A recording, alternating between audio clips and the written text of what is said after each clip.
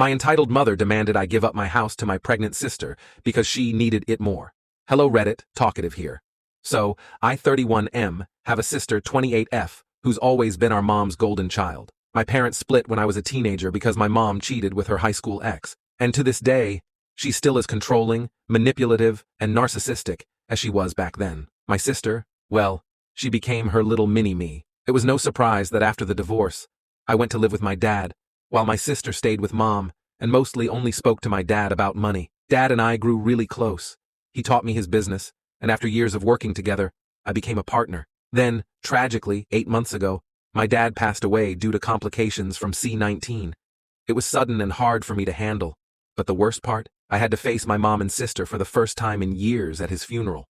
Virtually, of course. And while I was genuinely grieving, my mom sat there looking completely indifferent, like she was just ticking a box. I wasn't surprised, though. The last time she'd even spoken to Dad, she'd tried to demand more money from him, and when he laughed it off, she threatened to sue him.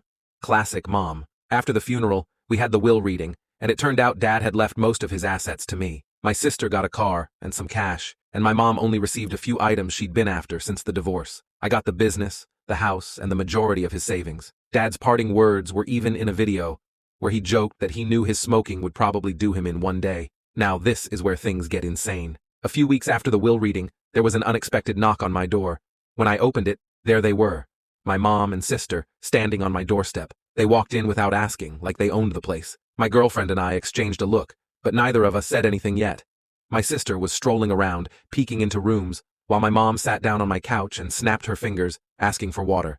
My girlfriend, being the saint she is, grabbed one for her, but we both knew this wasn't going to be good. Then my mom finally spoke, all smug, and said, "It's time for you to do your brotherly duty." I blinked. What? She gave me this condescending look and said, "Now that your father has passed, this house should go to me." I was his wife, after all. She said I was fortunate enough to have money and that my sister needed this house more because of her miracle baby on the way. She went on to say I could just live in one room if I refused to move out and could pay all the bills until I decided to do the right thing. If only you could see my face. I said, "That's not happening. This is my house and you don't get to just waltz in and make demands. I work hard, just like Dad taught me, and I'm going to save my money for my own future. Not that you care." Mom snapped her fingers at me like I was 5 years old, saying, "I am your mother, and as far as you're concerned, I am God. I brought you into this world and you will do as I say." She demanded I hand over the house and that she'd graciously give me 2 weeks to move out. I was in disbelief, but instead of arguing, I just pulled out my phone to call the cops. That's when she lunged, smacked my phone out of my hand, and tried to stomp on it. I managed to snatch it up first, and that's when she slapped me across the face.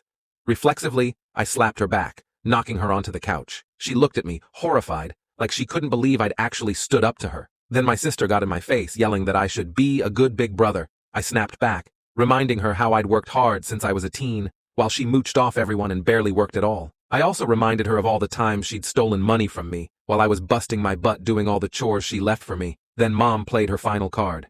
She smirked and said she could just tell the police I'd assaulted her, and even imply I'd done something worse to a pregnant woman. But my girlfriend? She'd been recording everything from the moment they walked in. My mom turned red. She dragged my crying sister out, but not before my sister threw a full tantrum on my porch, clinging to the rails and screaming that Mom had promised her the house. I laughed and shouted, "See, Mom? This is what you raised." My mom gave me one last death glare, and they finally left. But of course, they didn't just let it go. A few days later, I started getting messages from family members saying my mom and sister had blasted me on social media.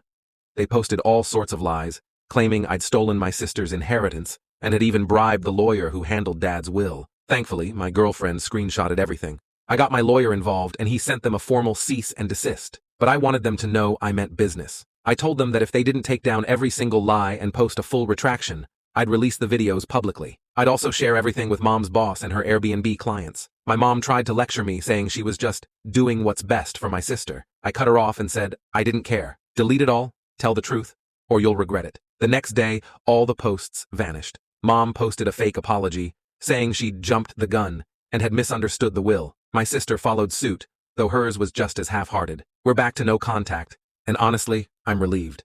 The entitlement, manipulation, and lies are over, at least for now.